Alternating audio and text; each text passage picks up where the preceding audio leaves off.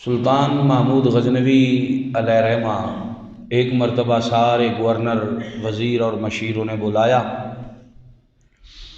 ان کے ایک وزیر کا نام تھا ایاز۔ ایاز اور سلطان محمود غزنوی کے متعلق بہت سارے واقعات اور بہت ساری باتیں موجود ہیں۔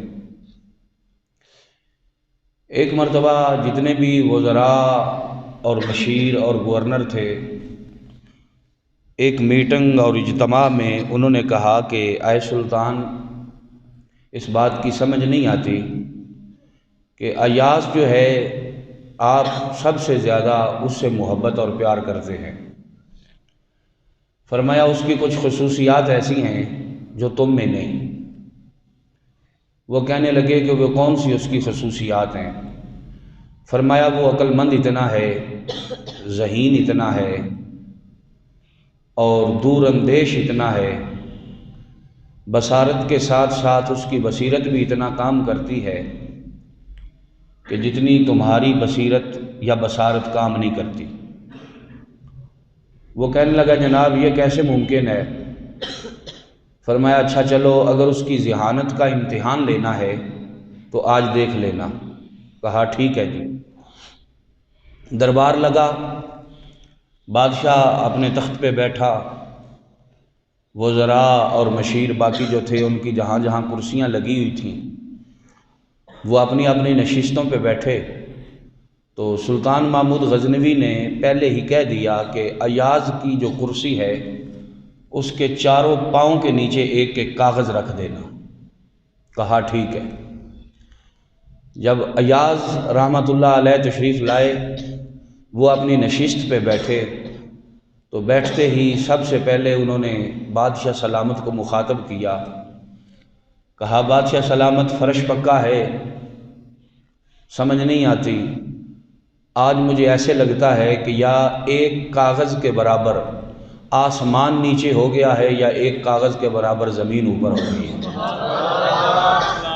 جب اتنی دور اندیشی اور اتنی بصارت اور بصیرت اور اتنی ذہانت کی بات ایاز نے کی تو وہ لوگ سن کے حیران رہ گئے۔ مگر حسد بلا ایسی ہے نا جو اندر سے جاتا نہیں ہے، یہ بڑی عجیب بلا ہے، یہ چنگے بھلے کو تباہ و برباد کر دیتی ہے۔ ان کے دل میں پھر بھی یہ کھٹکا رہتا تھا کہ یار یہ اتنی بڑی کون سی بات ہے، نظام حکومت سے اس کا کیا تعلق ہے کہ ایک آدمی اگر کرسی پہ بیٹھ کے بتا دیتا ہے کہ میری نشست یا ایک کاغذ کے برابر اونچی ہو گئی ہے یا آسمان ایک کاغذ کے برابر نیچے ہو گیا ہے، تو یہ تو اتنی بڑی بات نہیں ہے۔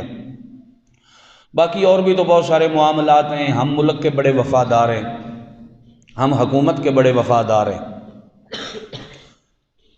ہم ان ساری چیزوں کے بڑے وفادار ہیں، تو ہماری وفاداریاں پھر کس کام کی کہ اگر بادشاہ نے ہر کام میں آگے آگے اور ہر مشورے میں آگے آگے اور ہر اپنے خاص کام میں سب سے آگے ایاز ہی کو رکھنا ہے، تو اتنی وفائیں ہم نے بھی کی ہیں سلطنت کے ساتھ، ریاست کے ساتھ، بادشاہ کے ساتھ، تو کیا ہماری وفاؤں کو کسی کھاتے میں نہیں ڈالا جاتا؟ حالانکہ ایسی بات نہ تھی، یہ ان کے ذہن کی غلط فہمی تھی اور حضرت ایاز رحمۃ اللہ علیہ سے ان کا حسد تھا، اور اس کی بنا پر وہ اس طرح کی چیمگوئیاں اور اس طرح کی باتیں کیا کرتے تھے۔ سلطان نے ان کا امتحان لیا۔ امتحان لینے کے لیے اس نے اپنے ایک غلام کو کہا کہ جاؤ ایک تھال بھر کے لے آؤ ہیرے اور جواہرات کا، آج ہماری خاص ایک میٹنگ ہے اپنے وزراء اور مشیروں اور گورنروں کے ساتھ۔ کہا حضرت ٹھیک ہے۔ وہ گیا تو وہ ایک تھال بھر کے لے آیا، سونے کا، ہیروں کا اور جواہرات کا۔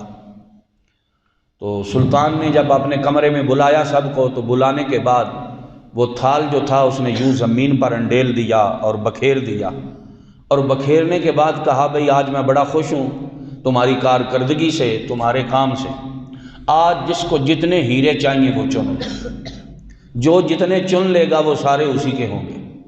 اتنی بات کر کے سلطان واپس پلٹ گیا۔ تو وہ لوگ اٹھے اور اس کے ہیرے چننے لگے، کسی کے ہاتھ میں سونا آیا، کسی کے ہاتھ میں ایک ہیرا، کسی کے ہاتھ میں 2 ہیرے، اس طرح وہ انہیں چننے لگے۔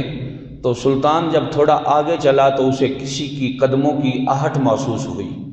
اس نے مڑ کے دیکھا تو ایاز پیچھے پیچھے آ رہا تھا۔ پوچھا ایاز تو وہاں کیوں نہیں رکا، کیا تجھے ہیرے نہیں چاہیے؟ تو ایاز کہنے لگا کہ جناب مجھے ہیرے نہیں بلکہ ہیروں والا چاہیے۔ جو ہیروں کے طلبگار تھے وہ ہیرے چن رہے ہیں، میں ہیروں کا طلبگار نہیں، میں تو ہیرے والوں کا طلبگار ہوں۔ مجھے آپ کی ضرورت ہے، مجھے ہیروں کی ضرورت نہیں ہے۔